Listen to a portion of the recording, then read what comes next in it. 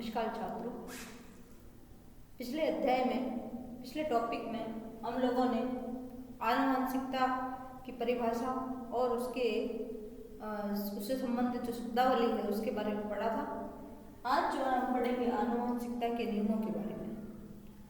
छात्रों, आनुवंशिकता के नियम किस लिए दिए गए, ताकि ये समझा जाए कि जो एक पीढ़ी से दूसरी पीढ़ी में जो वंशागति है वो किस प्रकार से जो है संचरित होती है और क्या उसके कारण रहते हैं और किस प्रकार से लक्षण जो है वो वंशागत होते हैं एक पीढ़ी से दूसरी पीढ़ी में। तो इन सब बातों का जो सबसे पहले अध्ययन किया था वो एक वैज्ञानिक थे, उनका नाम था ग्रेगोर मेंडल। ग्रेगोर मेंडल करके एक वैज्ञानिक हुए थे। इनको जो है आनुवंशिकता का जनक भी कहा जाता है। आनुवंशिकता का जनक, आनुवंशिकी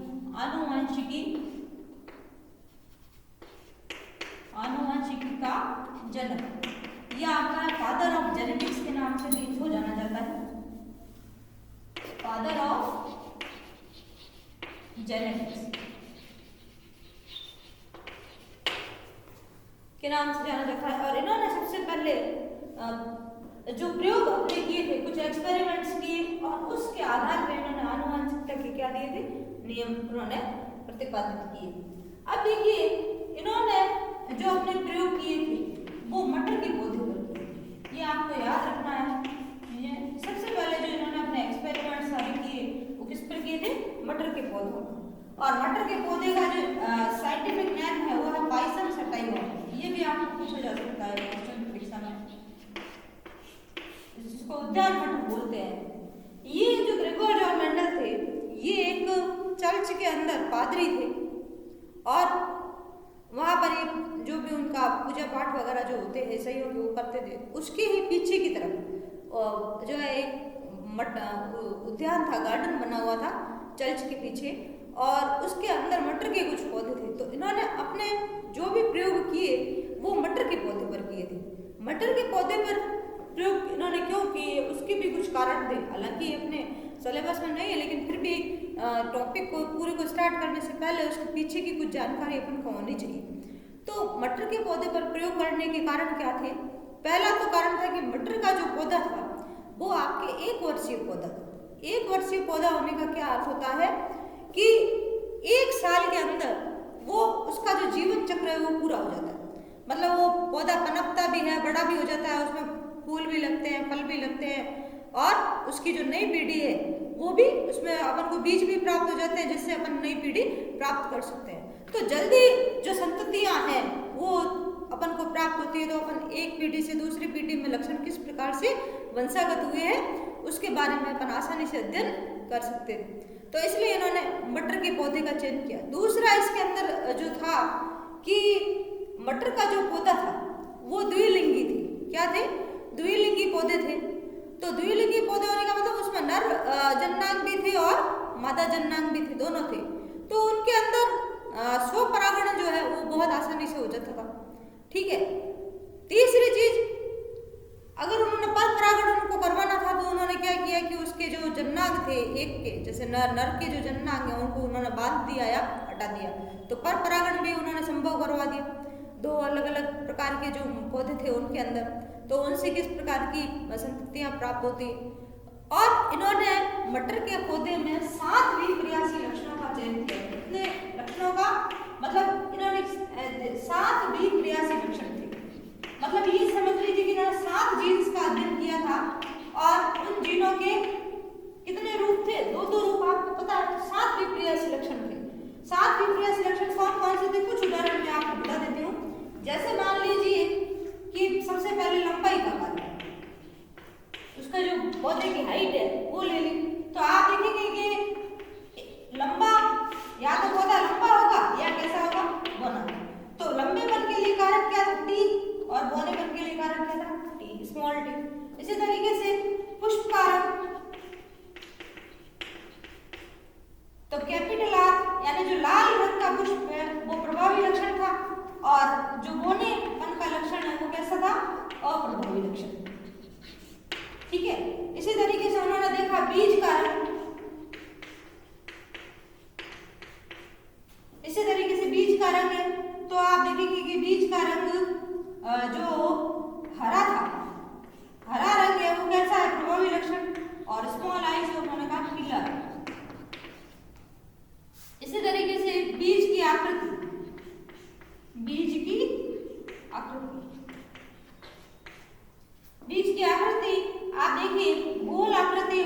प्रभावी लक्षण था, और जो झुर्रीदार आकृति थी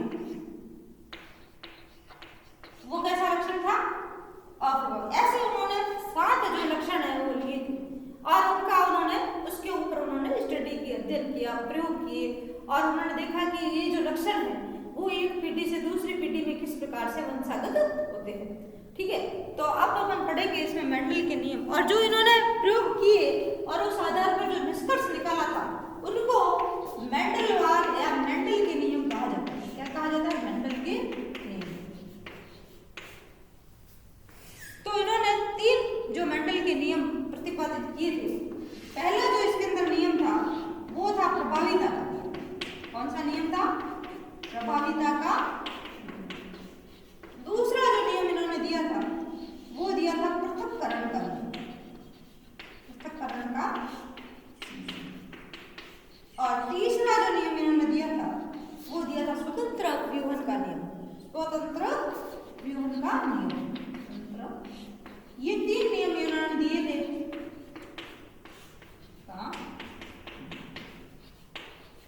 कौन कौन से नियम दिए इन्होंने? मेंडल ने जो अपने प्रयोग किए उन प्रयोगों के आधार पर इन्होंने 3 नियम प्रतिपादित किए थे। प्रभाविता का नियम, पृथक्करण का नियम और स्वतंत्र अपव्यूहन का नियम। ये 3 नियम दिए, और इन तीनों नियमों के बारे में हम लोग विस्तार से पढ़ेंगे कि ये नियम क्या है और किस प्रकार से जो संततियां होती है उनमें क्या उनके प्रभाव दिखाई देते हैं। ठीक है, तो एक एक करके अपन इन नियमों को लेते हैं।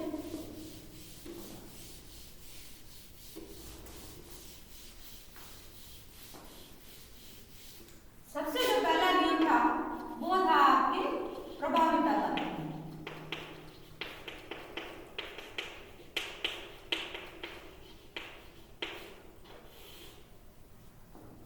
प्रभाविता का नियम, और इसको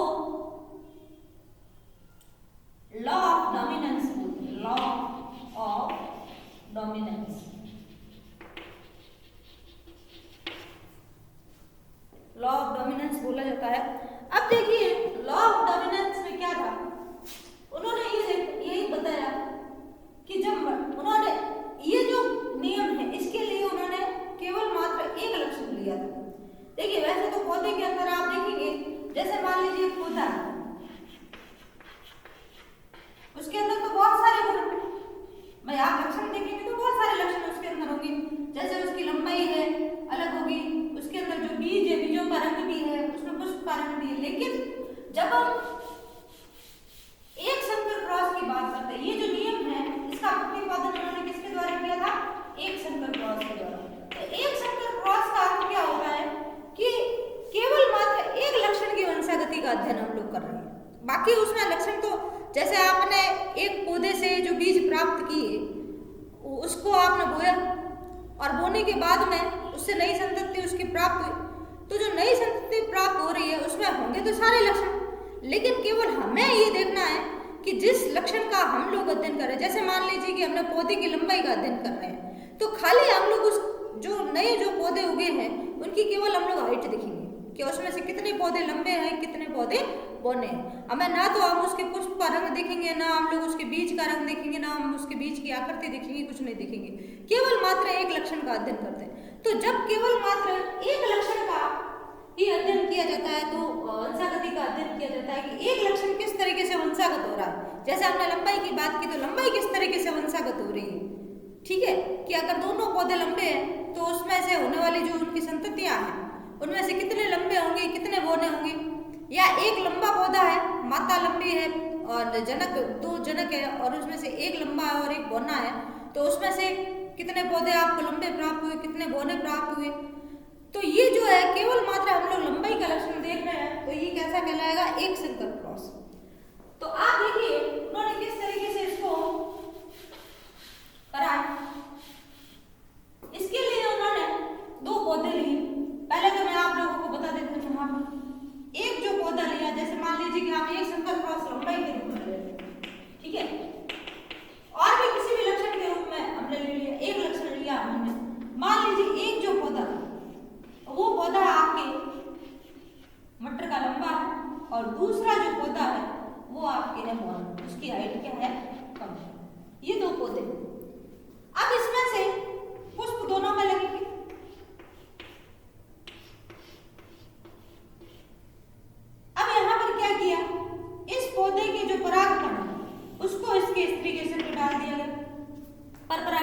गर्भम पर परागण करवाएंगे तो निषेचन के बाद में इसमें फल बनेंगे और बीज बनेंगे। और जो बीज बने जब उन बीजों को वापस जमीन के अंदर बोया गया तो कितने पौधे आपको लंबे प्राप्त हुए और कितने पौधे बोने प्राप्त हुए। अब इसी को हम लोग यहाँ पर जो है इसका विश्लेषण ये किस तरीके से लिखा जाता है, क्योंकि आपने कारक लिया। अब हम जो यहाँ पर लिखेंगे वो किसके रूप में लिखेंगे, इनके जीनों के रूप में। तो आप ये मानते हैं कि जब ये लंबा है तो इसको अपन ने मान लिया समयुग्मजी लंबा। एक समयुग्मजी पौधा लंबा है जिसमें जोड़ी की दोनों जीने क्या है, कैपिटल टी कैपिटल टी। और बोना पौधा जो है वहां पर जोड़ी की दोनों जीने क्या है, स्मॉल टी स्मॉल टी। क्योंकि इसके अंदर ये जीन आई भी है, मैंने कल भी बताया था कि हर जो लक्षण है वो जीनों के द्वारा प्रभावित होता है, ठीक है, निर्धारित होता है। तो इसके अंदर जोड़े, इसके अंदर इस लंबाई को निर्धारित करने वाली कौन सी जीन थी, इसकी कोशिकाओं में, इसके गुणसूत्र पर कौन सी जीन है, टी। और यहाँ पर कौन सी जीन है, क्योंकि आपने बोला था कि जो गुणसूत्र होते हैं वो जोड़ों में होते हैं, तो इनके ऊपर जो लगने वाली जीनें हैं वो भी क्या होगी, जोड़ों में। तो इसके गुणसूत्रों पर जो जीन है वो कैपिटल टी स्मॉल टी है, जबकि यहाँ पर क्या है, कैपिटल टी कैपिटल टी।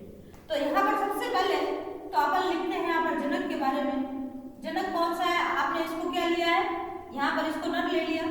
तो नर का जो सिंबल है वो बनाया जाता है इस तरीके से, और मादा का जो सिंबल होता है वो इस तरीके से बनाया जाता है। ये नर है और ये मादा, क्योंकि लैंगिक जनन करवा रहा है। और लैंगिक जनन में आपको पता है कि नर और मादा प्रजनन के लिए, नई संतति के लिए नर और मादा दोनों का जो संयोजन है, संयोग है वो आवश्यक होता है।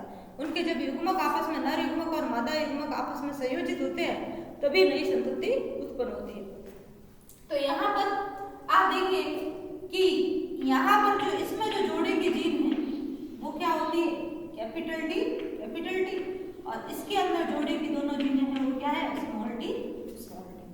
ठीक है, अब देखिए, अब जब युग्मक बनते हैं, ये तो इसकी कोशिकाओं के अंदर है, इसकी जितनी भी कोशिका है उसके अंदर कैपिटल टी जीन है और यहाँ पर स्मॉल टी। ये तो हो गई बात। अब जब युग्मक बनेंगे, जब युग्मक बनते हैं तो याद रखना कि जब अपन ने पढ़ा था एक अर्धसूत्री विभाजन कक्षा 9 के अंदर, आपको याद हो कि जिसमें गुणसूत्रों की संख्या आधी रहती है, और ये जो अर्धसूत्री विभाजन होता है ये केवल किस में होता है, आपके जो जनक कोशिकाएं होती है उसके अंदर जब युग्मक बनते हैं उस समय। तो यहाँ पर भी ये है कि ये जोड़े के जो दोनों गुणसूत्र है वो अलग हो जाएंगे। अभी कितने गुणसूत्र है, 2, ये दोनों क्या हो जाएंगे, अलग हो जाएंगे और अलग अलग युग्मकों में चले जाएंगे। तो यहाँ पर जो 2 नर युग्मक बनेंगे उन दोनों नर युग्मकों के अंदर एक एक जोड़े का कारक चला जाएगा। एक जो नर युग्मक बना उसके अंदर कैपिटल टी और दूसरे में भी क्या गया, कैपिटल टी। यहाँ पर स्मॉल टी और यहाँ पर क्या बन गया, स्मॉल टी। ये बन गए युग्मक, ठीक है। ये कौन से है, नर युग्मक, और ये कौन से बन गए, मादा युग्मक, जिसको हम बोलते हैं अंडाणु। ये क्या है, अंडाणु। अब देखिए, अब संतति कब प्राप्त होती है, जब नर युग्मक और मादा युग्मक का आपस में क्या होता है, संयोजन होता है। और ये संयोग की बात होती है कि कौन सा, अब क्योंकि यहाँ पर तो बहुत सारे नर युग्मक, परागकण, और परागकणों के अंदर बहुत सारे नर युग्मक होते हैं, लेकिन अंडाणु तो केवल एक ही होता है। तो कौन सा नर युग्मक कौन से मादा युग्मक से जाके संयोजित होगा ये किसी को पता नहीं। एक सेकंड,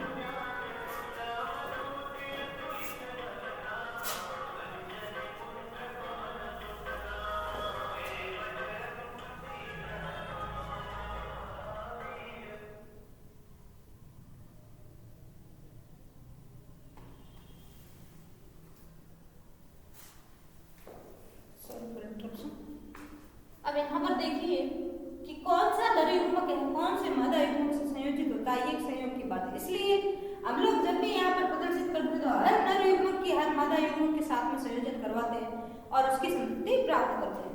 तो अगर मान लीजिए कि ये नर युग्मक इस मादा युग्मक के साथ में संयोजित हो गए तो संतति जो प्राप्त हुई उसमें जोड़े की कौन सी दोनों जीने, कैपिटल टी और स्मॉल टी।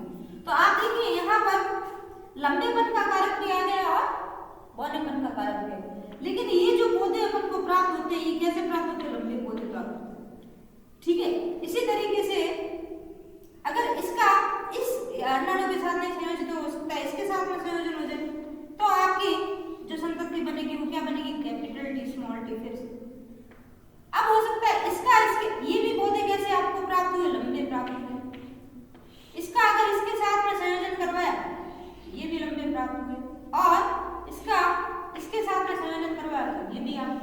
कर दूंगी। तो उन्होंने देखा कि जब हमने एक जनक बोना मतलब उसकी लंबाई कम है और दूसरे जो जनक है उसकी लंबाई क्या है पौधे की ज्यादा, लेकिन जो संततियां प्राप्त हुई वो 100% लंबी प्राप्त हुई। कैसे प्राप्त हुई? 100% लंबी अपन को जो है संततियां प्राप्त हुई। तो उन्होंने देखा कि भाई ये जो बोनेपन का कारक है वो गया कहाँ हो गया, कि बोनेपन का लक्षण क्यों नहीं प्रकट हुआ। तो इसके लिए उन्होंने ये बताया कि जब किसी को का जो है संतति के अंदर प्रभावी लक्षण और अप्रभावी लक्षण दोनों साथ में आते हैं, यानी जो जीन है प्रभावी जीन और अप्रभावी जीन दोनों साथ में आती है, तो अप्रभावी जो जीन होती है वो प्रभावी जीन के कारण स्वयं के प्रभाव को स्वयं के लक्षण को प्रकट नहीं कर पाती है। तो यहाँ पर आप देखिए कि बोनेपन की जो जीन है वो क्या है? अप्रभावी है। तो जब इसके साथ में ये लंबेपन की जीन आ गई तो ये बोनेपन का जो लक्षण है वो प्रकट नहीं कर पाता स्वयं को, और इसी नियम को अपन बोलते हैं प्रभाविता का नियम। क्या बोलते हैं? इसी नियम को क्या बोला जाता है? प्रभाविता का नियम बोला जाता है कि प्रभावी लक्षण जो होते हैं, और ये जो पीढ़ी आपको प्राप्त हुई है इस पीढ़ी को हम बोलते हैं F1 पीढ़ी। कौन सी पीढ़ी बोली जाती है? इसको हम कौन सी पीढ़ी बोलते हैं? F1 पीढ़ी के अंदर 100% जो पौधे हैं वो आपको लंबे प्राप्त होते हैं। 100% जो पौधे हैं वो क्या प्राप्त होते हैं? लंबे। तो आपको एक चीज पूछते हैं कि F1 पीढ़ी का लक्षण प्रारूप और जीन प्रारूप बताइए। तो लक्षण प्रारूप तो बाहर से जो दिखता है वो है। F1 पीढ़ी का अगर आप लक्षण प्रारूप निकालेंगे तो आपको खाली ये लिखना है कि 100% पौधे जो है 100% पौधे आपको कैसे प्राप्त हुए? लंबे। अब अगर आप लंबे देखेंगे तो क्या ये यहाँ पर आप देखिए कि इसमें जीन कैसा है? कैपिटल टी और स्मॉल टी, ये लंबे तो है लेकिन कैसे लंबे हैं? विषम युग्मजीव लंबे हैं। मतलब इनके अंदर जो बोनेपन का कारक है वो क्या? छुपा हुआ। तो जब हम लोग जीन प्रारूप की बात करेंगे तो जीन प्रारूप में हम लिखेंगे 100% पौधे विषम युग्मजीव होंगे। क्या लिखेंगे हम लोग? विषम युग्मजीव, यानी कैपिटल टी और स्मॉल टी कारक वाले ये होंगे। ठीक है।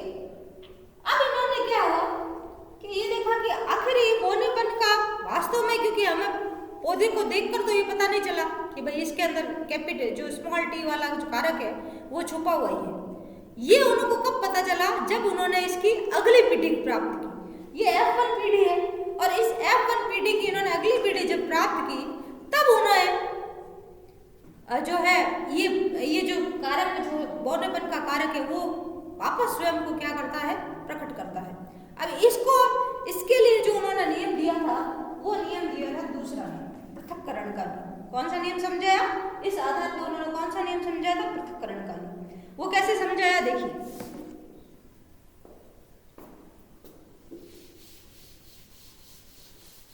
सेकंड जो नियम था वो था आपके पृथक्करण का।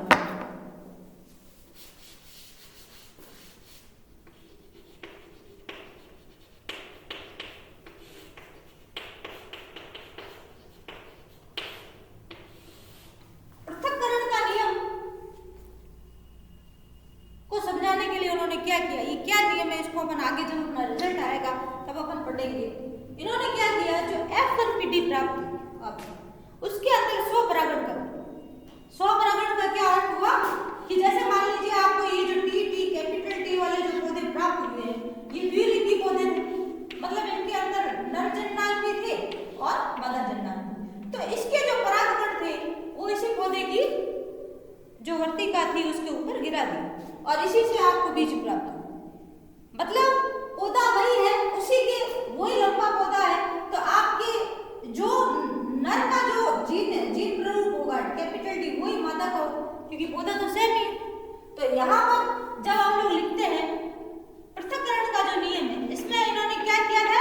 F1 पीढ़ी के अंदर स्वपरागण करवाया। F1 पीढ़ी में स्वपरागण करवाया। मतलब यही पौधा है उसमें आपने देखा कि यहाँ पर जब अपन ने देखा था कि दो अलग अलग पौधे थे, एक लंबा पौधा और एक बोना पौधा, और दोनों के बीच में उनके नर युग्मक और मादा युग्मक में क्या हुआ? संयोजन करवाया अलग अलग पौधों के मध्य। लेकिन जब एक ही पौधे के मादा युग्मक से जाके संयोजित हो जाते हैं, तो इस प्रकार के परागण को हम लोग क्या बोलते हैं? स्वपरागण। तो इन्होंने F1PD में जो क्या करवा दिया, जो पौधे आपको प्राप्त हुए उसमें स्वपरागण करवा दिया। ठीक है, तो स्वपरागण कराएंगे तो चाहे वो नर है चाहे मादा है, क्योंकि पौधा एक ही है, तो दोनों के लिए जो कारक है वो क्या होंगे? सेम, दोनों समयुग्मजी लंबे। एक ही पौधा है तो ये कैसे थे? समयुग्मजी लंबे। ठीक है, अब देखिए, अब वही जब सबसे पहले जब इनमें क्या बनेंगे? युग्मक बनेंगे। जब युग्मक बनते हैं, नर युग्मक और मादा युग्मक बनते हैं, तो उस समय उनमें जोड़े के दोनों कारक क्या हो जाते हैं? अलग हो जाते हैं। तो युग्मक जब भी बनेंगे तो आप सबसे पहले तो युग्मक बनाएंगे, नर युग्मक और मादा युग्मक। इसमें आपने दोनों जोड़े के जो कारक है उनको क्या कर दिया? अलग। यहाँ पर इसको क्या कर दिया? अलग कर दिया। अब देखिए, अब हम लोग संतति प्राप्त करते हैं। अब जो पीढ़ी आपको प्राप्त होगी वो पीढ़ी कौन से प्राप्त होगी? F2 पीढ़ी, क्योंकि ये F1 पीढ़ी थी। F1 पीढ़ी का अब आगे आपने और उसके अंदर परागण की क्रिया करवाई, अगले संतति प्राप्त की, तो अब आपको कौन सी पीढ़ी प्राप्त होगी? F2 पीढ़ी। अब इसके अंदर देखिए वही सेम हम लोग संयोजन करवा रहे हैं, तो आप देखिए एक तो प्राप्त हुआ आपको कैपिटल T। अगर इस नर युग्मक का इस मादा युग्मक के साथ में संयोजन हो जाए तो जो संतति प्राप्त होगी उसमें जो लंबाई का जो जीन आएगा वो कौन से आएंगे? Capital T। अगर इसका इसके साथ में आ जाए तो क्या प्राप्त होगा? Capital T small. चलो ये वाला नर युग्मक नहीं, ये वाला नर युग्मक अगर संयोजित हो तो इसका इसके साथ में करवाओ, हर एक का के साथ में आपको करवाना है कैपिटल T स्मॉल t और कैपिटल T। अब इन्होंने जब F2 पीढ़ी के अंदर देखा तो उन्होंने पाया कि यहाँ पर आप देखिए ये पौधे आपको कैसे प्राप्त हुए? समयुग्मजी लंबे। ये कैसे, ये दो आपको कैसे प्राप्त हुए? विषम युग्मजी लंबे। और यहाँ पर ये जो प्राप्त हुए ये कैसे प्राप्त हो गए? आपको कैसे प्राप्त हुए हैं? बौने पौधे प्राप्त। तो इन्होंने देखा कि F2 पीढ़ी के अंदर पुनः जो बौनेपन का लक्षण है वो प्रकट हो गया। तो इसका मतलब उन्होंने पहली तो चीज इन्होंने ये क्लियर कर दी कि ये जो कारक था, जो जीन थी बौनेपन की जीन, ये छुपी हुई थी, जो F1 पीढ़ी में स्वयं को प्रकट नहीं कर पा रही थी। किसके कारण? प्रभावी जीन के कारण। लेकिन F2 पीढ़ी में एक और प्रकट हुई, उसका कारण इन्होंने बताया, यही बताया कि युग्मक बनते समय, जब युग्मक बनते हैं तो जोड़े के जो दोनों कारक होते हैं वो क्या हो जाते हैं? एक दूसरे से पृथक हो जाते हैं और पृथक होकर ये स्वतंत्र रूप से युग्मकों में चले जाएंगे और वापस ये जब संतति उत्पन्न होती है, जब इनका नर युग्मक और मादा युग्मक का संयोजन होता है तो ये स्वतंत्र रूप से जो है मनुष्य का अगली संतति का निर्माण करते हैं। इसलिए ये स्वयं को जो है यहाँ पर प्रकट कर पा रहे हैं। ठीक है, तो यहाँ पर ये अलग हो गए, अलग होकर ये अलग अलग गुण युग्मकों में चले गए। ठीक है, और इसीलिए ये पुनः जब इनका संयोजन होता है F2 पीढ़ी में, स्वयं को क्या करते? प्रकट करते। तो यहाँ पर इसलिए आपको जो F2 पीढ़ी के अंदर है बौने पौधे पुनः प्राप्त हो जाते हैं। अब देखिए, अब यहाँ पर तुमको क्वेश्चन क्या पूछा जाता है कि F2 पीढ़ी का लक्षण प्रारूप होता है। तो अगर आप लक्षण प्रारूप देखेंगे तो खाली आपको देखने कितने लंबे और कितने पौधे, तो आप देखेंगे कि 3 तो लंबे प्राप्त हुए और एक कैसा प्राप्त हुआ है? बौना पौधा प्राप्त हुआ। तो आपको लंबा और बौने का अनुपात क्या हो जाएगा? 3:1। ये खाली आपने देखे लंबे और बौनों का अनुपात, ये तो हो गया आपका लक्षण प्रारूप। लेकिन अगर आप जीन प्रारूप की बात करें, इसकी बात करें, जीन प्रारूप की बात करेंगे तो जीन प्रारूप आप देखिए कि लंबे जो पौधे हैं इनका भी जीन प्रारूप एक जैसा नहीं है। इसमें एक पौधा तो आपके समयुग्मजी लंबा है, जबकि 2 पौधे आपके कैसे हैं? विषम युग्मजी लंबे। तो यहाँ पर आपके जो जीन प्रारूप प्राप्त होगा ये समयुग्मजी लंबे, विषम युग्मजी लंबे और बौने पौधे, इनका अगर अनुपात देखेंगे तो आपको 1:2:1 प्राप्त होगा। तो F1 पीढ़ी के अंदर जो लक्षण प्रारूप प्राप्त होता है वो तो प्राप्त होता है आपका 3:1, जबकि जीन प्रारूप अनुपात क्या प्राप्त होगा? 1:2:1। अब आपको अगर इसमें से प्रतिशत का पूछेगी कितने प्रतिशत पौधे लंबे और कितने प्रतिशत बौने, तो आप देखिए कि 25% पौधे 3 अनुपात देंगे ना, तो आप सॉरी 75% जो पौधे हैं वो आपको लंबे प्राप्त होंगे और 25% जो पौधे हैं वो आपको कैसे प्राप्त होंगे, बौने पौधे। जीन प्ररूप के हिसाब से आप देखेंगे तो आपको 25% पौधे, 25 और 25 50 और आधे कितने हो गए 100, तो 25% पौधे आपके सभी लंबे, ठीक है। 25% जो पौधे हैं वो आपके बौने हैं और 50% जो पौधे हैं वो आपके कैसे होंगे, विषमयुग्मजी लंबे। तो इस तरीके से इन्होंने हम जीन प्ररूप और लक्षण प्ररूप पीडीओ का निकालते हैं। तो ये बहुत ही इम्पोर्टेंट है।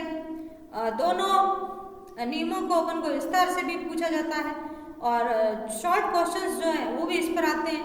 F1PD का आप जीन प्ररूप अनुपात बताओ, पृथक्करण का जो नियम है उसमें आप F2PD के अंदर लक्षण प्ररूप बताओ, जीन प्ररूप बताओ, प्रभाविता का जो नियम है इसके बारे में आपको पूछा जाता है, इसकी परिभाषा पूछी जाती है, पृथक्करण का नियम क्या है इसके बारे में पूछा जाता है। फिर अगला जो नियम आता है वो है आपके स्वतंत्र अपव्यूहन का नियम, और उसको समझाने के लिए हम लेते द्विसंकर क्रॉस, उसको हम एक संकर क्रॉस से नहीं समझा सकते। तो अगले वीडियो के अंदर अपन लोग विस्तार से स्वतंत्र अपव्यूहन के नियम के बारे में पढ़ेंगे। धन्यवाद।